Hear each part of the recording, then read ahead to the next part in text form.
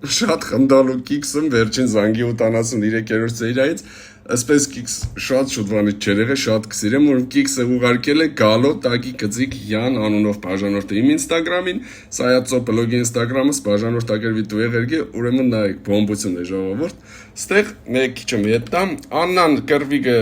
ամուսնու հետ ու փախնիկը դուս, ուրեմն նայեք, դուրը բաց եկը, ու մենք տեսնենք կե ինչ, ըստեղ հետևը Հենրի հետևը կայնած է Հենդո պապի ավտոն։ Մի քսեքային չեն, կայնած է։ Խնդիրն է, որ անմիջապես այս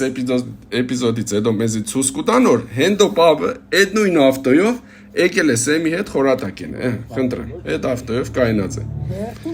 Իսկ հաջորդ խնդիրը այն է, որ հենց այս էպիզոդից հետո մեզի ետ կուկան նորից այս էպիզոդի շարունակությունը ցույց կտան։